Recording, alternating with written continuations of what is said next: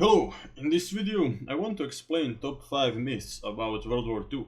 And since I'm from Croatia, I want to start with a myth that's somewhat, let's say, popular in Croatia. Although I am starting with a myth that's only espoused by the most extreme, most far-right people in Croatia. So here I put the propaganda posters that the Croatian fascists used. Here it is written "never a slave," and here it is written "one for all and all for one." So the myth that is espoused only by the most far-right people in Croatia, like only less than 1%, is that the Croatian fascists actually killed very few Serbs, and that the ones that were killed by somebody else. I don't know, maybe the communists or who the hell knows. Here is the Croatian fascist symbol. So let me just give a short overview of how did the Croatian fascists come to power. So after Stjepan Radic is killed, one of the most popular liberal politicians that was a pacifist and that wanted to work together with the pro-democratic Serbs against a Serbian king, after he is killed, and we still have his statue today in Croatia, that radicalizes the Croatian people, and some drift towards communism and other drift towards fascism.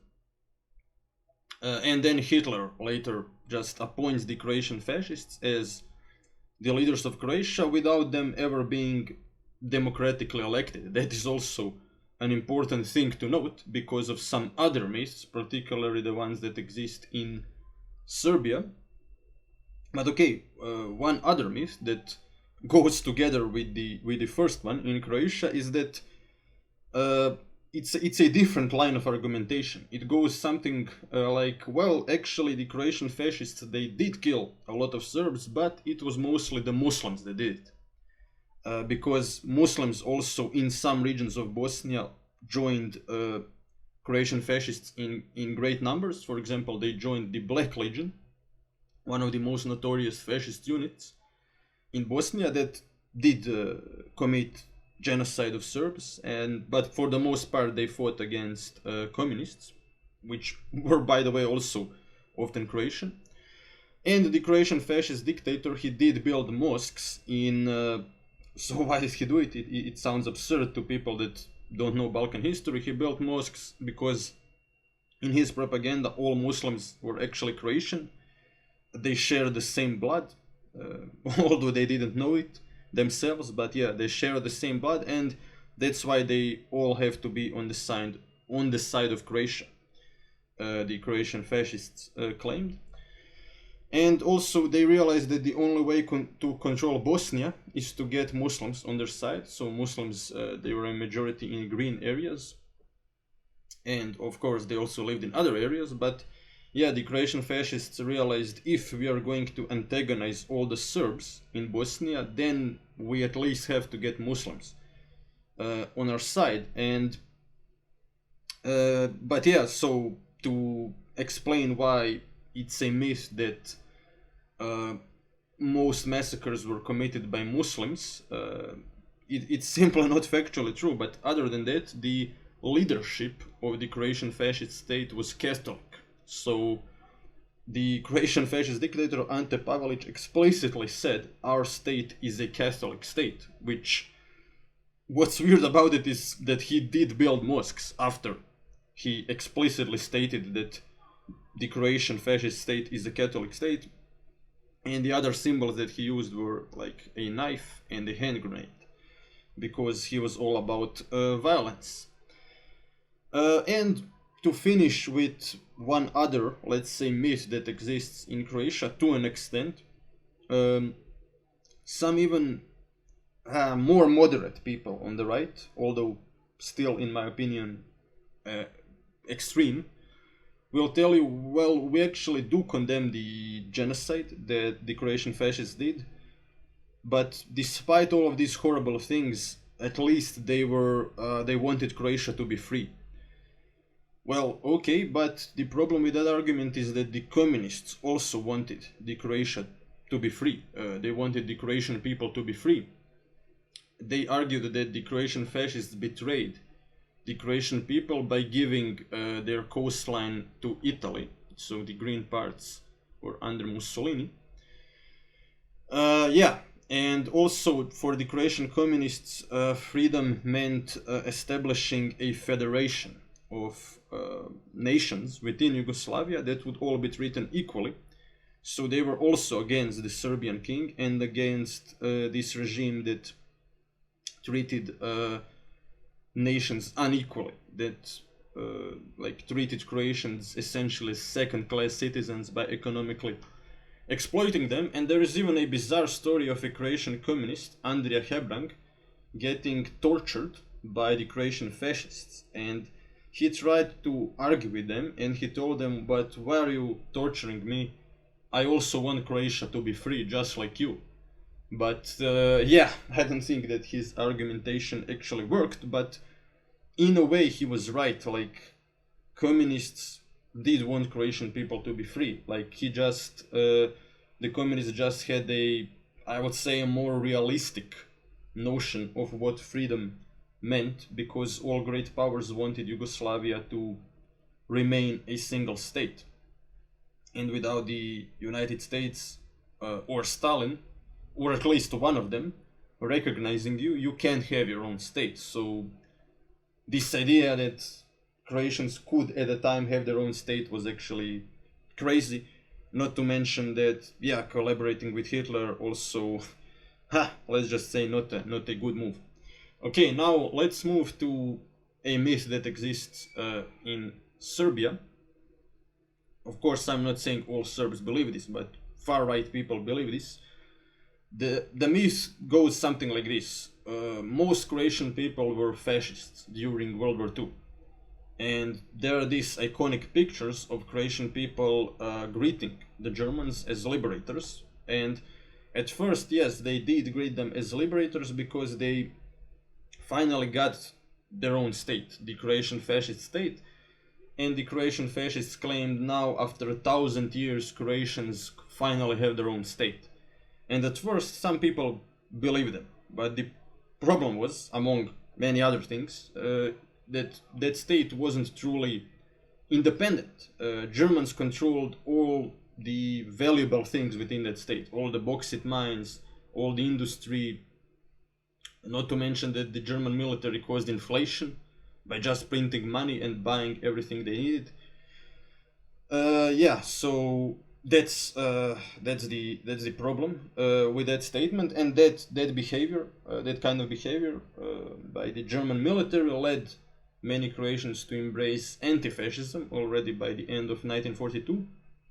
And there is also this myth in Serbia that goes together with the first one, that Chetniks were actually true anti-fascists, while the communists were, I don't know, I guess somehow pro-fascism or neutral. But yeah, that's also a myth, because the Chetniks ended up collaborating with the Germans, and in a bizarre twist of fate, for the most of the war they were coordinated by the Germans together with the Croatian fascists to fight against the communists, actually. But yeah, a very similar myth exists in Russia about the Ukrainians, which is why I think that most Croatians support Ukraine. And Putin also claims that most Ukrainians were fascists, and then he is calling for vengeance, essentially. And the Milosevic regime in the 90s, the Serbian dictatorship in the 90s, also called for blood vengeance against Croatian people, because they were allegedly all fascist during World War II. Okay, now let us move to a myth that has nothing to do with the Balkans, with my country.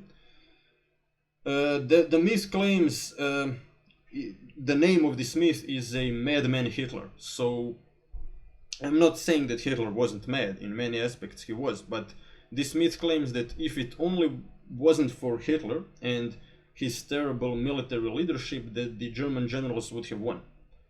Well, in my opinion, that's a myth, because yes, Hitler did have some brilliant generals, like Guderian, that was the first dude that came up with the idea of using tanks independently of infantry, and that's how he surprised the French and won the war in France. But so the Germans were really in a extremely difficult position on the Eastern Front. So what happened to the German military is they overextended their supply lines, and I don't think that any tactical brilliance would solve this problem. Like when you try to occupy so much territory in like 2 years, you don't have the time to really conquer the territory, to kill all the guerrilla fighters that are constantly cutting your supply lines. Like, not to mention that just when it comes to population sizes, Germany went to war against a much more numerous country with much greater industrial capabilities, and I don't think that anything would have helped Hitler.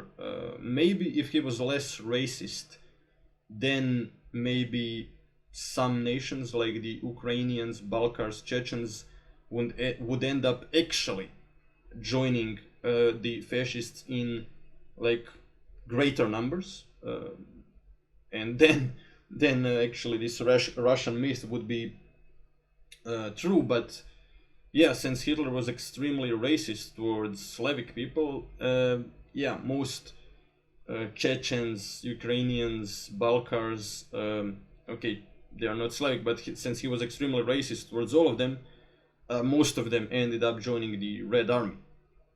And yeah, I don't think that from a strategic perspective that the Germans could have done anything to actually win, especially after the Western Front was also opened. Like they were just outnumbered, and just, yeah, they overextended their supply lines. So yeah, I do think that the if it only wasn't for crazy Hitler is a myth actually.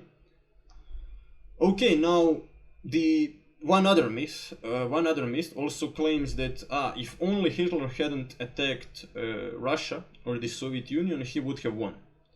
Well, this myth ignores that actually sooner or later, I believe Stalin would have attacked Hitler.